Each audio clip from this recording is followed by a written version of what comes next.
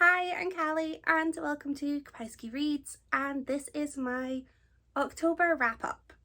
And I'm sharing this video a little bit earlier than I normally would because I like to post on a Sunday, but the first Sunday of November is the 6th, and that just feels, I don't know, I feel like that's late. I feel like that's too late to post my wrap-up, even though there are no rules. So I am posting an extra video.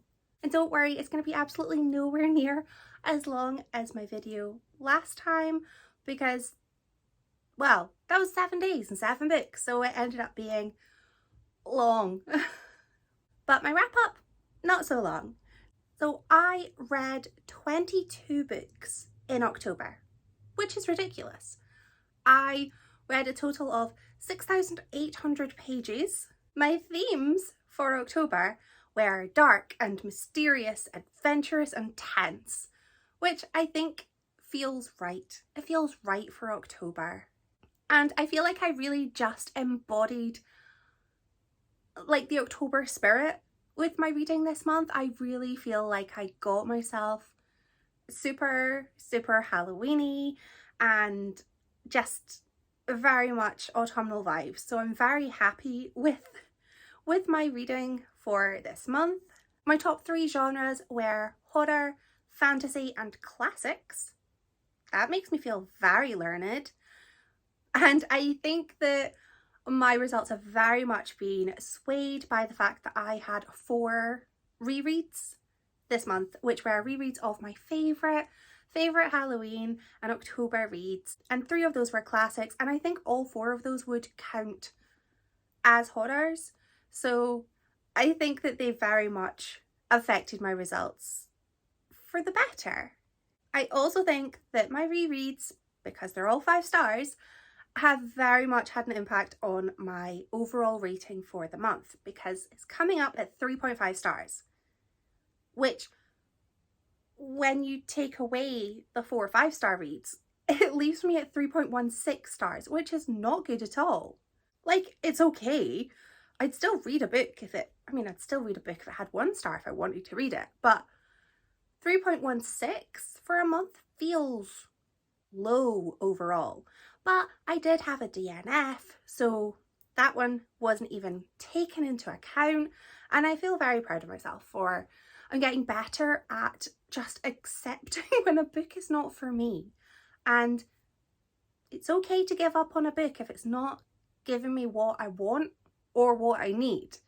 So at least I take solace in knowing that my results would have been lower had I finished the book I wasn't liking at all.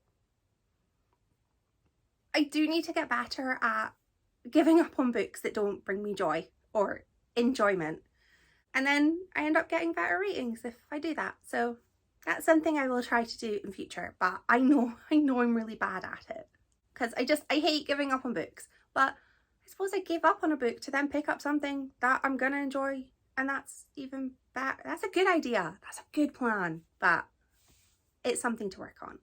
I only actually had 2 5-star reads that were not rereads, which feels a bit low because I am very happy to throw out 5-star ratings when I feel they're due.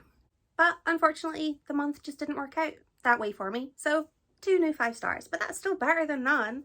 I apologise if you can hear purring because, yeah, the cat who lives next door is sleeping on my bed, and he's so cute. I love him. Anyway, books. So my 2 5-star reads were All the White Spaces by Wilkes and Interview with the Vampire by Anne Rice. I loved both of these books instantly.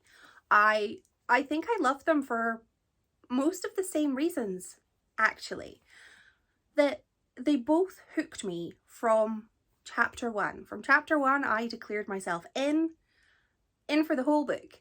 And I just loved the way that each of these books were so creepy throughout, because they were so tense, because you know that bad times are going to happen, but you don't know who's going to get hurt, but you know somebody's gonna.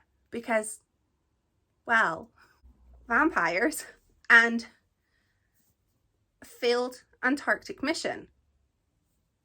Good times are not ahead for these people. And I just utterly just devoured both of these books. So I have spoken at length about each of these books in previous vlogs, so I will pop in the description links to those videos. I do put timings in my descriptions, so if you just want to watch the little bit about those videos, then you don't need to watch the whole thing, because I know I'm very shrill. But even though I only had 2 5-star reads, I utterly adored both of these books, and I can see myself rereading them and recommending them to anybody who ever asks me for creepy books. These two, highly recommend. In November, I almost feel a bit lost when it comes to a November TBR. So if you know what you want to read in November, please let me know in the comments. Give me some inspiration. I have so many goals and aims that it's as useful as having none, because I can't do everything. And I want to do everything, which means I'm probably going to end up doing none of it and then feel sad. In November, I do tend to read less in November because I like to participate in NaNoWriMo, which is just writing.